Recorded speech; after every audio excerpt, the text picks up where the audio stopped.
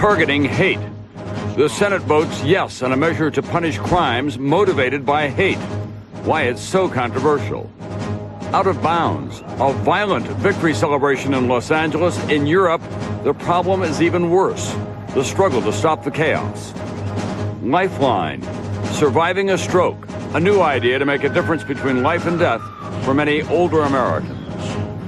In depth, coming clean, hidden cameras, the truth about cleanliness in the family kitchen.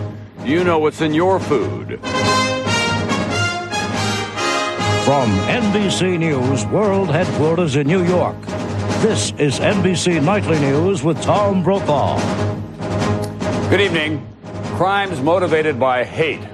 The murder of someone simply because they're black or homosexual or worship a certain faith. Are those crimes the responsibility of the federal government, or do they belong in state and local courts? This is an emotional issue before Congress tonight, with President Clinton and Senator Ted Kennedy pushing hard to make it easier for federal prosecutors to try those crimes. NBC's Lisa Myers is following the story. The symbols are etched in our memory. The fence on which Matthew Shepard was left to die. The chain used to drag James Byrd to death. One black, the other gay, both victims of hate. Today, after some 60,000 hate crimes over the last decade, the Senate says enough. Hate crimes are rooted in hatred and bigotry. And if America is ever going to be America, we should root out hatred and bigotry. The bill, approved 57-42, would allow the federal government to prosecute crimes motivated by the race, gender, religion, or sexual orientation of the victim, if a state fails to do so.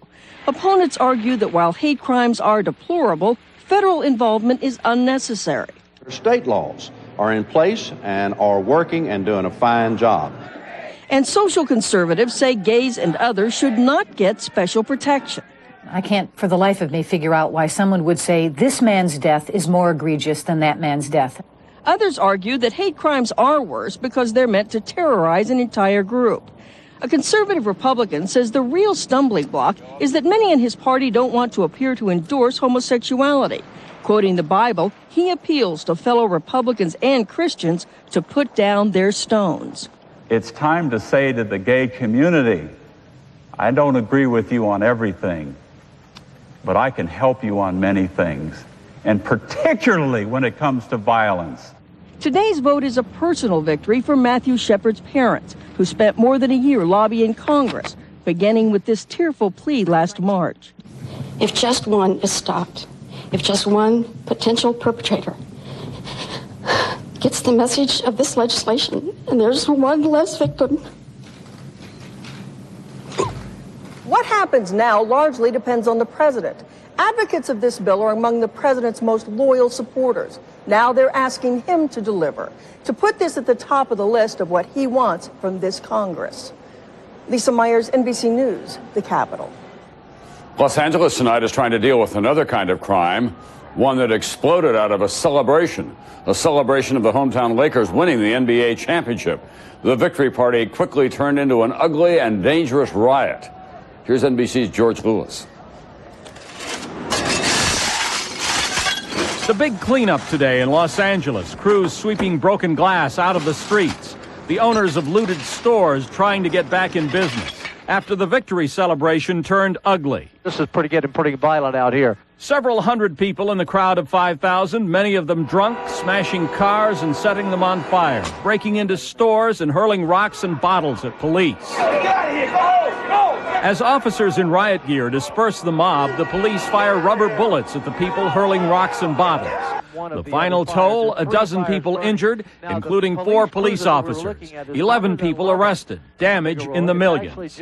Today, the mayor condemns the violence. We saw not Lakers fans, but a few hundred hoodlums attempting to spoil our celebration. These are not fans. They are losers who only know how to trash our city. Mayor Reardon may not get much comfort from this, but Los Angeles is not alone in terms of sports vandalism. Other American cities have seen their teams win championships, and then their streets erupt in violence. Detroit, June 14, 1990. 7 people killed, hundreds wounded by gunfire after the Pistons win the NBA championship. Chicago, June 14, 1992. In the violence that follows the Bulls' championship victory, vandals loot 25 stores, damage scores of vehicles and subway cars. 109 police officers are injured, 2 of them shot. Dallas, February 9, 1993. After the Cowboys win the Super Bowl, 18 people are injured, 26 arrested. Why do they do it? Ethicist Michael Josephson, who holds workshops for educators on teaching sportsmanship, says there's a reason for fans getting out of control. One of the most important things we need to teach young people, whether it's through sports or otherwise, is the concept of self-restraint. That we're losing as a society. Somehow we're beginning to herald people who just do whatever comes to them instinctively. Now, Los Angeles prepares to host the Democratic National Convention in August. Same place as the basketball victory, Staples Center. 30,000 protesters expected outside. Los Angeles officials hope that the convention crowd will exercise more self-restraint than the Lakers crowd. And they promise security will be a lot tighter. George Lewis, NBC News, Los Angeles. What happened in Los Angeles last night is clearly disturbing, but in Europe, violence by sports fans, specifically soccer fans, is all too commonplace and often brutal. Now, after an especially disturbing incident over the weekend, authorities are going on the offensive. More on that story from NBC's Kevin Tibbles. An explosive mix. Soccer, alcohol, and young men out of control rioting in the streets of Europe. Soccer fans, or hooligans as they're called here, battling rivals and the police at the European Championships underway this week. On Saturday, nearly 1,000 English and German fans arrested, dozens injured when fighting broke out before their game. This former English hooligan says many fans travel just for the opportunity to fight. It's so incredibly exciting to be in what's in effect is a mini war. You know, it's a mini battle, not just against the opposing fans, but also against authority. And the authorities brace for violence. Host countries Holland and Belgium on high alert. Police units trained in riot control and outfitted with special protective gear. To contain the violence, police have taken a stand of zero tolerance, moving in quickly and hard to ensure things don't get completely out of hand. At the first hint of trouble, police on horseback move in, then water cannons, plainclothes police take out the ringleaders. Other countries are cracking down too. Germany pulled the passports of its 3,000 soccer hooligans, threatening them with jail if they tried to cross the border. Belgium arrested 800 English fans, handcuffed and deported home.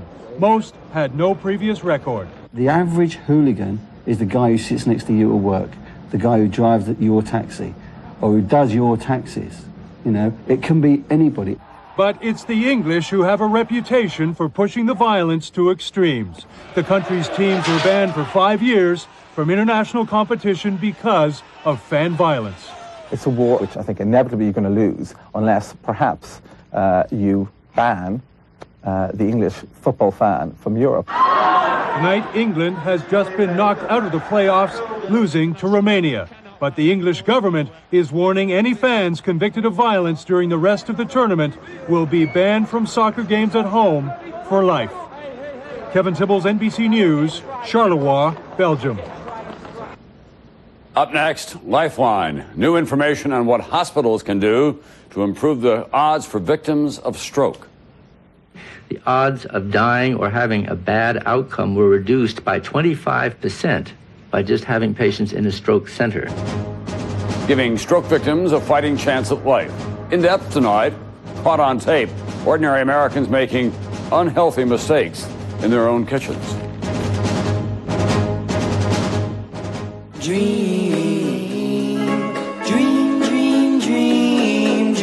Suddenly, millions of people are dreaming about dairy foods. They just can't seem to get them off their minds. The reason?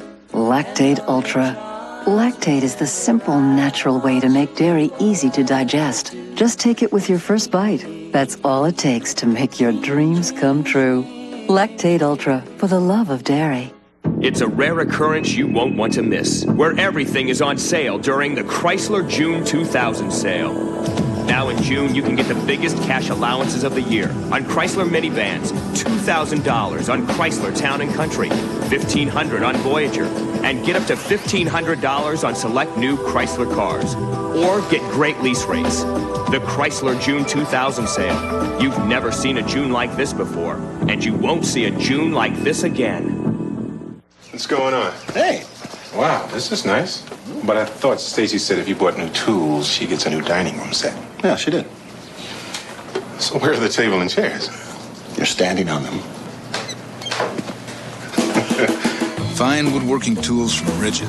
Name proven by pros since 1923. Take our 12-inch compound miter saw, the best choice for deck building, remodeling, and finish work. Rigid. Buy them at the Home Depot, where low prices are just the beginning. I'm not really close to Anna Kournikova. First of all, there's that whole language thing. A PE ratio is price divided by earnings. Earnings per share is a company's net income minus preferred dividends. It's like she's speaking a different language. Can anyone say asset allocation? Mid cap, small cap. When we created a smarter kind of investment firm, growth fund, we created a smarter kind of investor. Besides, some of the other players are kind of jealous of her, portfolio. Dateline Tuesday, witnesses to terror, the Central Park attacks, more than 24 women assaulted in broad daylight. What turned this celebration into mob violence, and why wasn't it stopped? The police totally saw what was going on. Stories you haven't heard from the people who were there, video you haven't seen, a full-hour investigation, an all-new Dateline tonight. There's more fallout tonight from those rising gas prices in the Middle West. Indiana's governor declared an energy emergency in his state. Said he's suspending the state gas tax for 60 days in an effort to help motorists cope. The Clinton administration is trying to convince the OPEC nations to increase crude oil production. That could happen tomorrow at an OPEC meeting in Vienna. Now, Lifeline and a strong recommendation out tonight on treating stroke victims. The focus is on rapid care, making sure patients get the right kind of help in the crucial moments and hours after the symptoms are first noticed. Here's NBC's Robert Hager. Actor Kirk Douglas and his wife Ann, dedicating a park in Los Angeles today, credit his recovery from a stroke to quick diagnosis and treatment.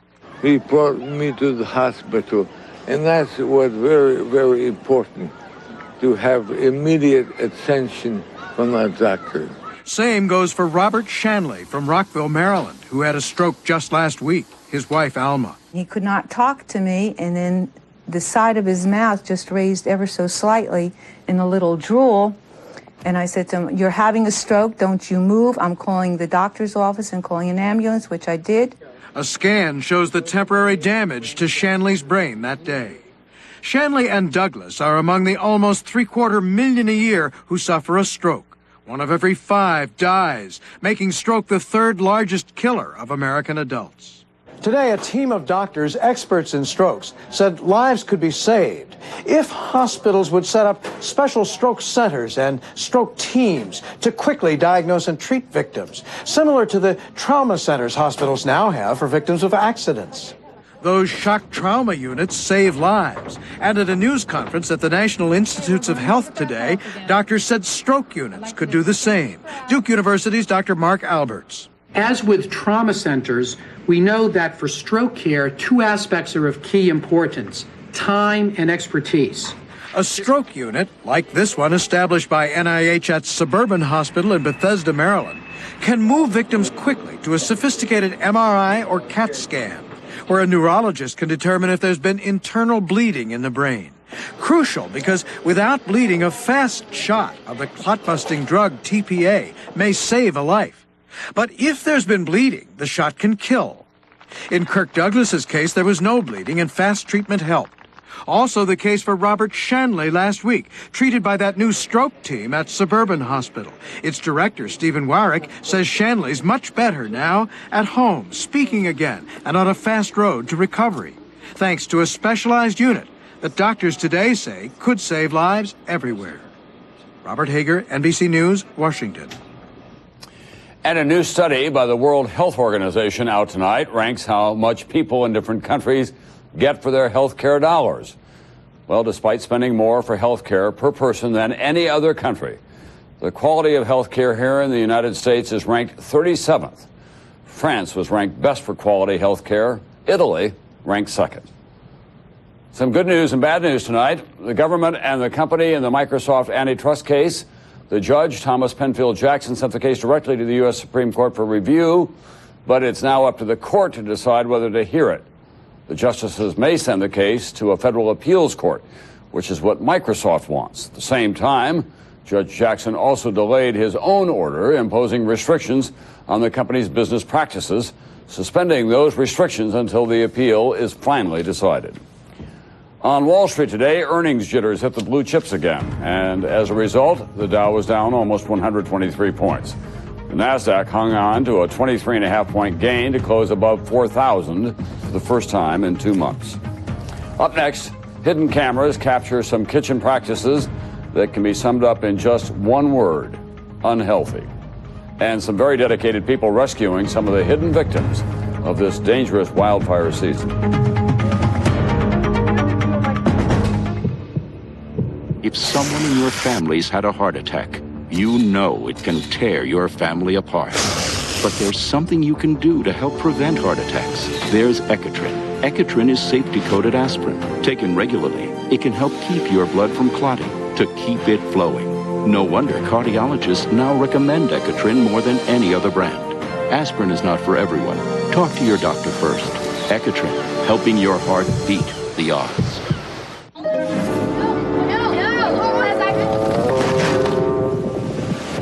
Now there's a Chevy Venture with flip and fold seats and a built-in entertainment system. I knew I should have taken a left turn at Albuquerque. Introducing the Warner Brothers edition from Chevy Venture, the most versatile minivan ever. Give us a call. Chevy Venture. We'll be there. Get $1,500 cash back on any Chevy Venture model, including the popular Venture LS. See your Chevy dealer today.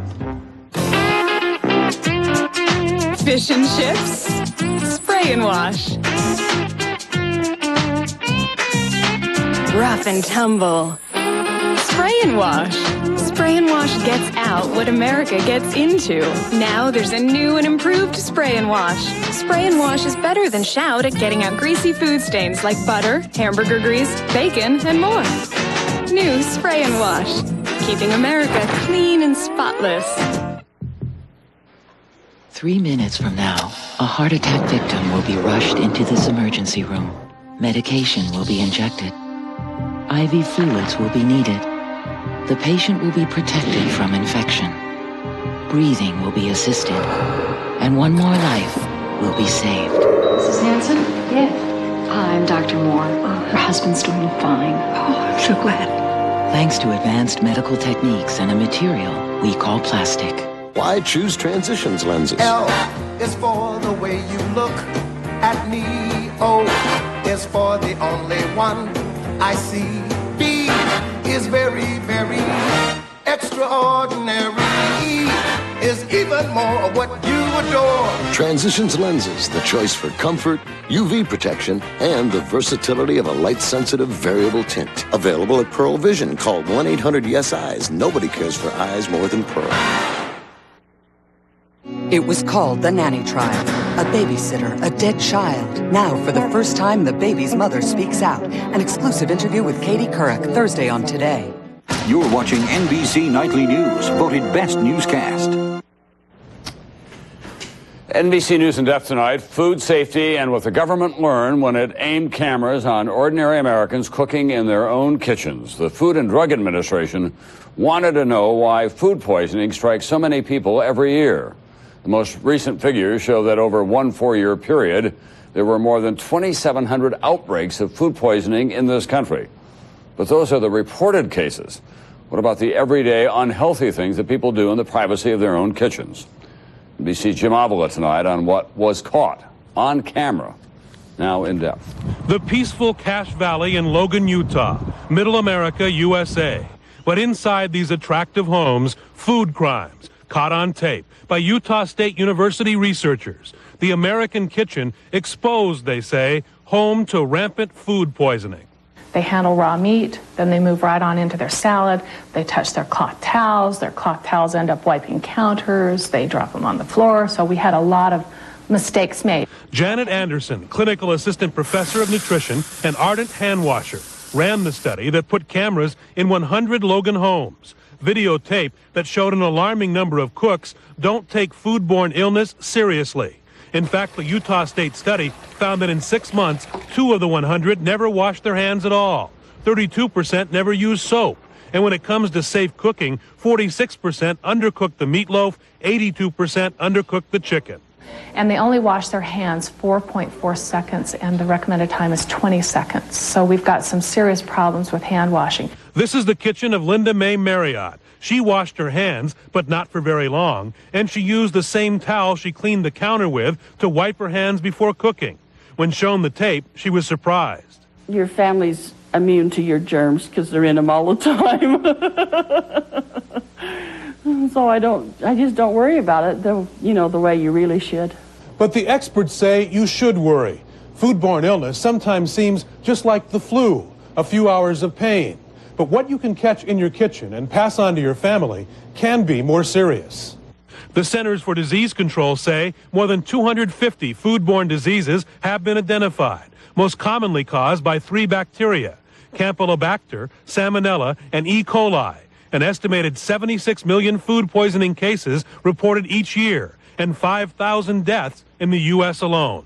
When you get the very young who get these illnesses, or the very old, or what we call immunocompromised, people with cancer, people with AIDS, people with diabetes, these infections can become deadly in their own right. Linda Bergeson knows how serious food poisoning can be. Her catered backyard party in June of 1998, part of the largest food contamination outbreak in Chicago in 15 years, left more than 110 people sick, some of them hospitalized from E. coli. Your whole body ached, you had the worst stomach cramps of your life. I never felt stomach cramps like that, and I had 3 children. Dangerous germs from a familiar place, America's kitchens, a nation of cooks putting themselves and their families at risk. Jim Avila, NBC News, Chicago. And what did those people who agreed to cook on camera get for their trouble? $50 and some free groceries. When we come back, to the rescue when forest fires rage, how to protect all of nature's creatures.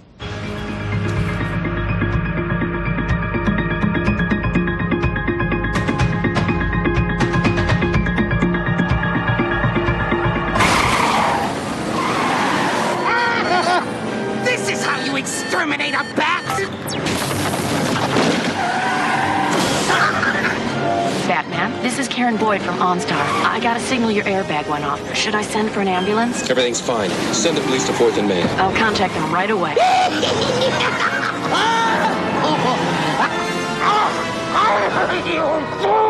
He'll never learn. What if you could treat wrinkles like an expert would? With ROC, the developers of retinol in France, you can.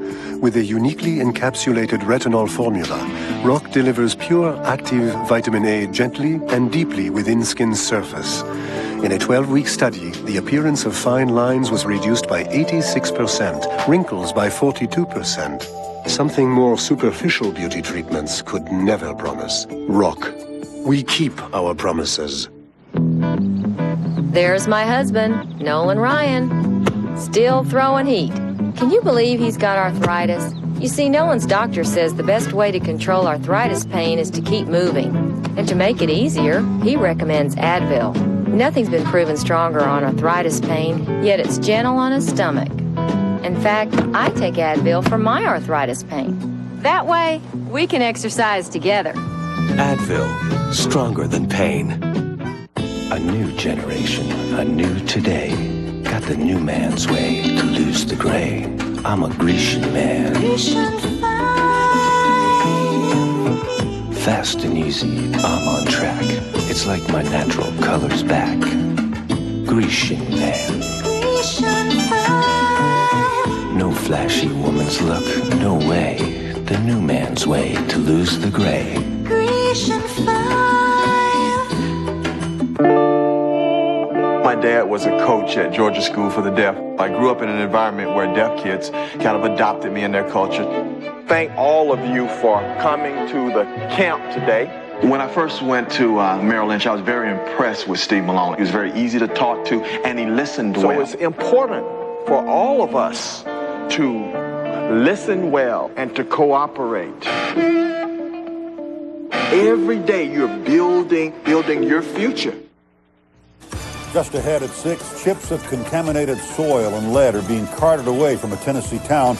But will that ease neighbors' concerns? And from Consumer Notebook tonight, beware, some sweepstakes aren't what they claim to be. Tonight, a couple who learned a hard and expensive lesson. The scene at 6 is minutes away. Now that the Colorado wildfires are contained, homeowners and state officials alike are trying to apply the lessons of that ordeal to what they know is coming: more fires. Tonight, NBC's Roger O'Neill on the most helpless victims and the urgent task ahead. From nature's smallest critters Hi, sweetheart. You ready to eat? to some of the largest. Good boy. Dogs, cats, even pigs. The Colorado forest fires burned them out, too. I'm sure they could smell the fire, and I mean, they were obviously stressed. With fire in the treetops, rescuers don't focus just on humans. The animals, also a priority. Off you go. Kate Caballero drove into the fire zone to help residents get their horses out. Her love for animals, why she put herself in danger. I mean, this is their family. This is their four-legged family, and they would never leave them behind. It is the open, wild terrain that draws so many animal lovers to live in the mountains. Add to that spectacular views, privacy. The reason the forests are no longer just places to visit, but for thousands of new residents, places to live in. But now, for a few, a reassessment. The rewards of mountain living against the all-too-real danger of fire. Red zone, red zone, red zone. Colorado State Forest Chief James Hubbard has mapped the state, an expanding list of wildfire red zones, where old, dying forest and homes combine to make land at risk for catastrophic loss. 8 million acres now, 373,000 homes, 750,000 people. That's 20% of Colorado's population, not to mention the thousands of their pets.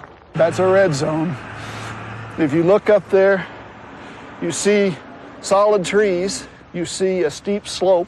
So if a fire starts at the bottom of that slope, it spreads tree to tree, and it would be very difficult to protect home on that hillside. Renewed interest now, homeowners asking officials, how do I make my home fire defensible? The biggest hazard this home has is the wood shake roof.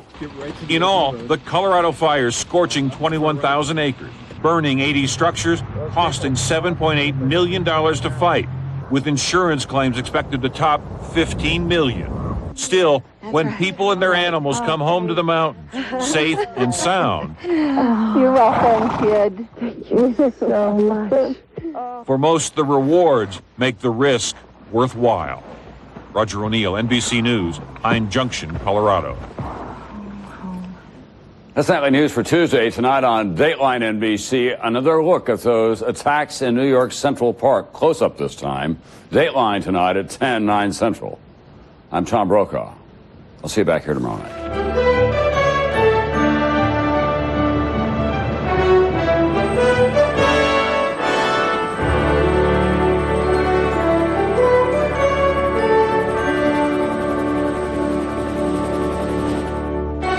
Nightly News is a presentation of NBC News. More Americans watch NBC News than any other news organization in the world. Generous viewers like you helped get this disabled man's power turned back on. Now Channel 4 has learned he may have been victimized financially for years. The details coming your way in a live report right now on the scene at 6. The cleanup has begun. I'm Mike Maychek in College Grove, where the EPA is removing a mountain of lead-based battery chips. But can it remove the community's fear? I'll explain coming up. Also, this Middle Tennessee couple thought they'd win thousands of dollars if they just paid the taxes up front. Tonight, a warning about a sweepstakes scheme that uses the telephone as its method of operation. And we're 10 days away from a government shutdown, and state lawmakers are still no closer to a budget agreement. Details in a live report right now on the scene at 6. You're watching Channel 4 News with Demetria Kalatimos and Dan Miller, Bill Hall, and Rudy Kalis.